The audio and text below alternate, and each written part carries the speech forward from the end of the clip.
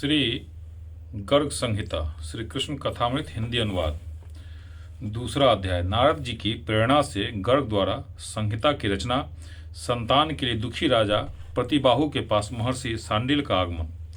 महादेव जी ने कहा, देवर्षि नारद का कथन सुनकर महामुनि गर्गाचार्य विनय से झुककर हंसते हुए योग कहने लगे। गर्ग जी बोले, ब्राह्मण, आपकी कही हुई बात यद्यपि सब तरह से अत्यंत कठिन है, यह स्पष्ट है, तथापि यदि आप कृपा करेंगे तो मैं उसका पालन करूंगा। सर्वमंगले यों कहे जाने पर भगवान नारद हर्षातिरेकस अपनी वीणा बजाते और गाते हुए ब्रह्मलोक में चले गए।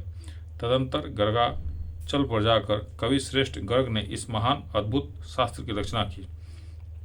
इसमें देवर्षि नारद और राजा बहुलासु के संवाद का निरूपण हुआ है। यह कृष्ण के विभिन्न विचित्र चरित्रों से परिपूर्ण तथा सुधा सदृश स्वादिष्ट 12,000 श्लोकों से सुशोभित है। गर्ग जी ने श्री कृष्ण के जिस महान चरित्र को गुरु के मुख से सुना था अथवा स्वयं अपनी आंखों देखा था, वह सारा का सारा चरित्र इसे संहिता में सजा दिया है। वह कथा श्री गर्ग संहिता नाम से प्रचलित हुई। यह कृष्ण भक्ति प्रदान करने वाली है। इसके श्रवण मात्र सभी कार्य सिद्ध हो जाते हैं। इस विषय में एक प्राचीन इतिहास का वर्णन किया जाता है, जिसके सुनते ही संपूर्ण पाप नष्ट हो जाते हैं। वज्र के पुत्र राजा प्रतिबाहु हुए, जो प्रजा पालन में तत्पर रहते थे। उस राजा की प्यारी पत्नी का नाम मालिनी देवी था। राजा प्रतिबाहु पत्नी के साथ कृष्णपुरी मथुरा में रहते थे। उन्होंने संतान की प्राप्ति के लिए विधान पूर्वक बहुत सा यत्न किया। राजा ने सुपात्र ब्राह्मणों को बछड़े सहित बहुत सी गायों का दान दिया तथा प्रयत्न पूर्वक भरपूर दक्षिणाओं से युक्त अनेकों यज्ञों का अनुष्ठान किया। भोजन और धन द्वारा गुरुओं, ब्राह्मणों और देवताओं का पूजन किया, तथापि पुत्र की उत्पत्ति न हुई। तब राजा चिंता से व्याकुल हो गए। वे दोनों पति पत्नी नित्य चिंता और शोक में डूबे रहते थे। इनके पितर दिए हुए जल को कुछ गर्म सा पान करते थे। इस राजा के पश्चात जो हम लोगों को तर्पण द्वारा तृप्त करेगा, ऐसा कोई दिखाई नहीं पड़ रहा था। इस राजा के भाई बंधु, मित्र, अमात्य, सुहृद तथा हाथी, घोड़े और पैदल सैनिक, किसी को भी इस बात की कोई चिंता नहीं थी। इस बात को याद करके राजा के पितृगण अत्यंत दुखी हो जाते थे। इधर राजा प्रतिबाहु के मन में निरंतर निराशा छाई रहती थी।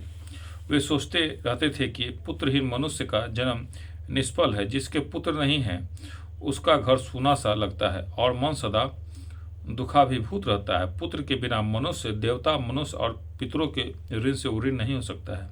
इसलिए बुद्धिमान मनुष्यों को चाहिए कि वह सही प्रकार के उपायों का आश्रय लेकर पुत्र उत्पन्न करे।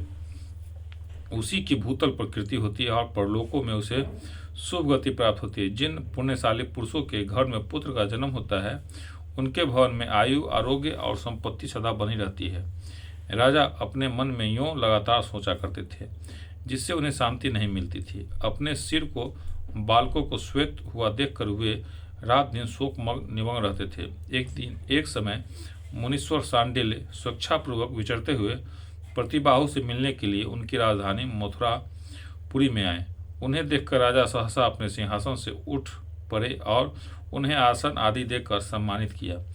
पुनः मधुर आदि निवेदन करके हर्षपूर्वक उनका पूजन किया। राजा को उदासीन देखकर महर्षि को परम विस्मय हुआ। तत्पश्चात मुनीश्वर ने स्वास्ति वाचन पूर्वक राजा का अभिनंदन करके उनसे राज्य के 7 अंगों के विषय में कुशल पूछी। तब नृपश्रेष्ठ प्रतिबाहु अपने कुशल निवेदन करने के लिए बोले। राजा ने कहा, ब्राह्मण, पूर्व जन्मार्जित दोष के कारण इस समय मुझे जो दुख प्राप्त है, अपने उस कष्ट के विषय में मैं क्या कहूँ। भला आप जैसे ऋषियों के लिए क्या अज्ञात है। मुझे अपने राष्ट्र तथा नगर में कुछ भी सुख दृष्टिगोचर नहीं हो रहा है। मैं क्या करूँ, कहाँ जाऊँ। इस प्रकार मुझे पुत्र की प्राप्ति हो। राजा के बाद जो हमारी रक्षा करे, ऐसा हम लोग किसी को नहीं देख रहे हैं। इस बात को स्मरण करके मेरी सारी प्रजा दुखी है। ब्राह्मण, आप तो साक्षात देवदर्शी हैं, अतः मुझे ऐसा उपाय बतलाइए जिससे मुझे वंश प्रवर्तक दीर्घायु पुत्र की प्राप्ति हो जाए।